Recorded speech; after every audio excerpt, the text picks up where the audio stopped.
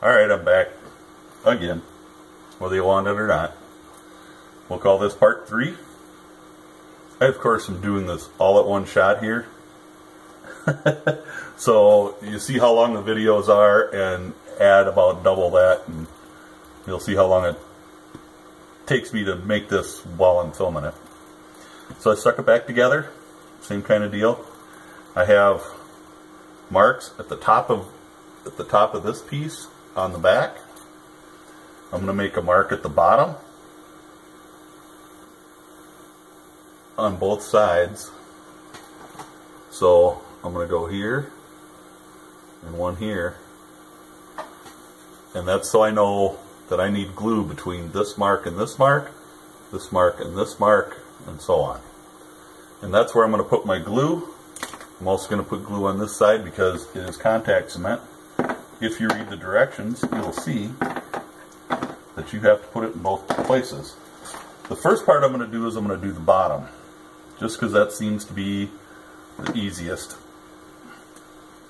So I'm going to do the bottom. Put my contact cement on here. Now I'm sticking to about 1/4 of an inch. I don't want a lot any more down there than I have to.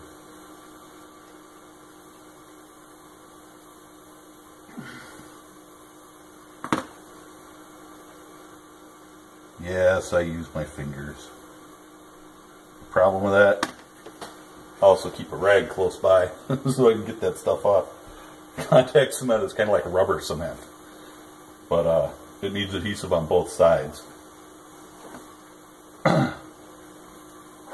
We'll let this set up for a minute.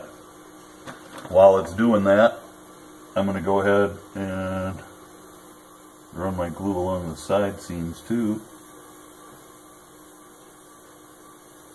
Now the glue isn't there as a permanent attachment.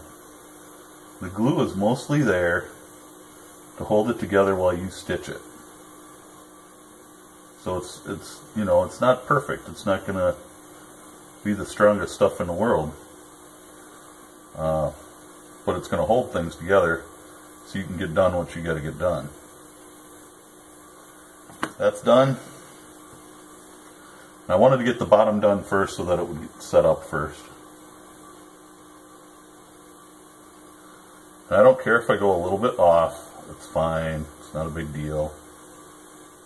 You can clean it up if you want to.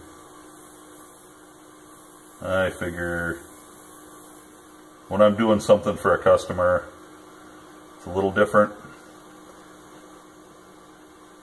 Ooh, got a little carried away. Alright. Make sure you keep the lid on your adhesive. There is leather glue too, but a lot of people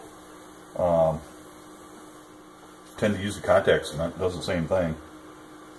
And it's a lot less expensive than leather adhesive.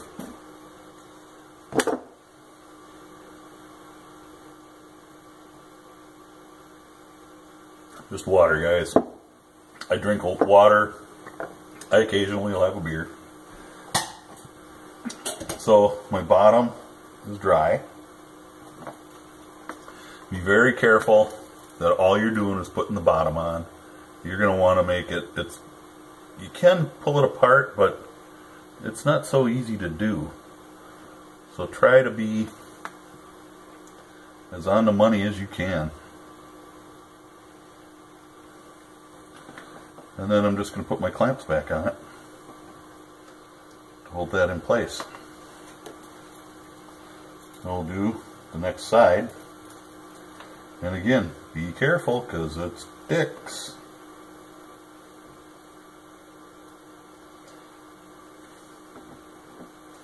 Once you got it right where you want it, clamp it.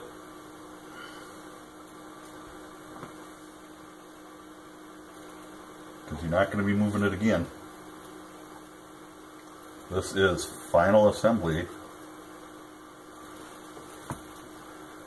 Remember, you got your marks, so line them up.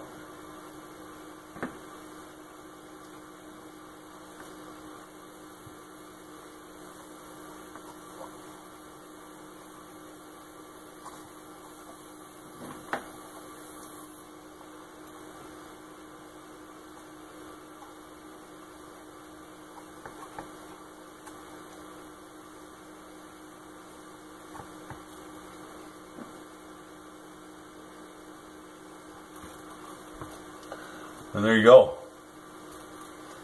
I'm going to use a board wherever I put my board. Here, board! It must have got bored and left. Got so much crap on my bench here, tell ya. Oh! It did. Got bored and left. It was laying on the floor. So I'm going to take it and I'm going to do it this way, because what I want to do is kind of pound that down a little bit.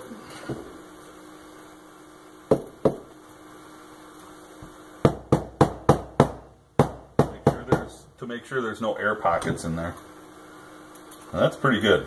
It's not going to come apart.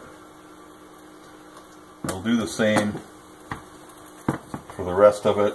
Now the nice thing about a cobbler's hammer is it has the other end, and as long as you're off the edge, you can kind of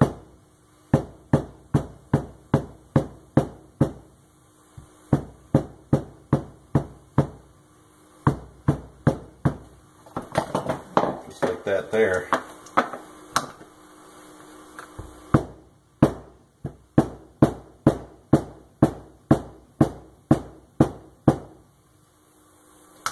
Now it seems like in any project, after you do your final assembly, there's always a little bit of trimming to do along the edges. I'm not going to worry about that right now. Just be aware that you'll probably have to do it. Now, when I get to the corners here, I want to go off the edge, just that little bit. So, my board back, and my punch tool, and I want to kind of figure out if I put them in the center and flip it over, or if I come in about 1/8. And if you just use a little bit of pressure, it'll kind of leave an indentation there. Yeah, if I come in about 1/8 of an inch, it's going to be just right.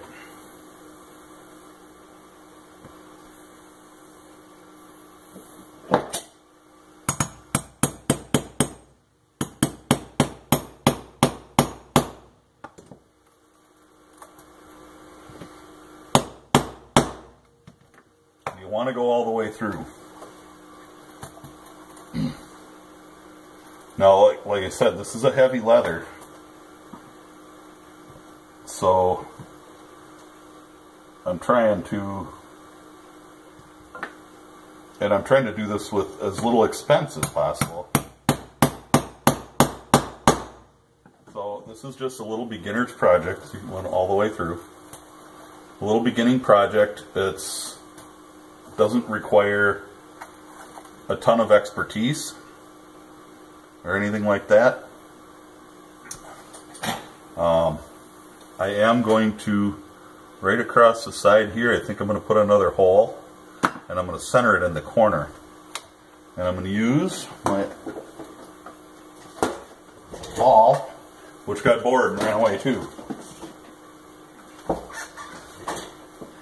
I'm going to center it in the corner here, because I'm going to use it so that I only need one piece of thread. We'll do the other corner while we have it here.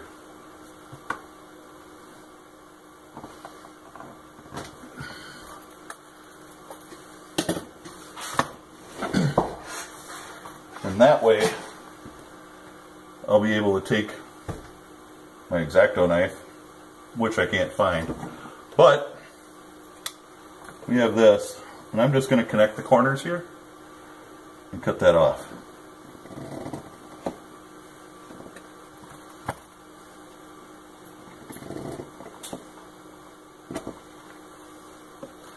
Just like that. Nothing too fancy.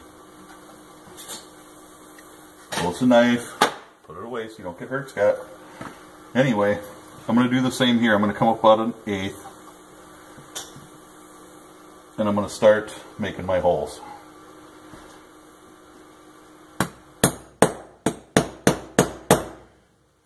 Now rather than you all listening to me making these holes, I'm just going to go all the way up, and I'm going to do the same with the awl at the top. I'm going to leave one right off the edge. And that's just so I can get a little extra thread to go right around the edge there. So I'm going to go ahead and make the rest of the holes. I'll be back in a few minutes.